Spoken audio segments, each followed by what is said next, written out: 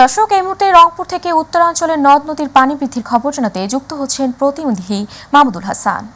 যে অর্থনৈতিক অবস্থা সেটি আসলে একেবারে থমকে থাকবে এবং এখান থেকে যে আর্থসামাজিক উন্নয়ন সেটি কিন্তু বিপ্লব ঘটবে না। এবং তিস্তা পাড়ের মানুষ যেটি দাবি করছেন যে এই তিস্তা মহাপরিকল্পনা বাস্তবায়িত হলে বা এই তিস্তার তীর ঘেঁষা অর্থাৎ এই তিস্তার চরে যদি কৃষিভিত্তিক কোনো শিল্প কারখানা গড়ে ওঠে তাহলে কিন্তু তিস্তার যে মানুষের যে কর্মসংস্থানের যে অভাবে তারা যে তাদের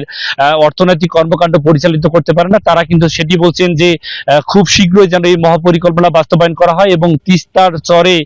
যেন কৃষিভিত্তিক শিল্প কারখানা গড়ে ওঠে, এমনটাই কিন্তু দাবি করছেন তিস্তার চরের মানুষরা। এবং তারা যেটি দাবি করছেন যে এই যে বন্যা, প্রত্যেকবারের বন্যায় কিন্তু তাদের অনেকের ফসলি জমি নষ্ট থেকে শুরু করে ঘর বাড়ি কিন্তু নদীগর্ভে বিলীন হয়ে যায়। এবং তারা যেটি দাবি করছেন যে টেকসই যে বেড়িবাঁধ নির্মাণ যদি করা হয় তাহলে কিন্তু এই যে তিস্তার যে জায়গাগুলো ভাঙনের সৃষ্টি হয় সেই জায়গাগুলো কিন্তু আর ভাঙবে না এবং নদীগর্ভে কিন্তু কোনো ফসলের যে জমি সেটি কিন্তু নষ্ট হবে না, এমনটাই কিন্তু এই তিস্তা পাড়ের মানুষজন কিন্তু এখনো তাদের দাবি সেটি কিন্তু তারা দাবি করতে আসছেন। এই ছিল আমার কাছে উপমা রংপুর থেকে যে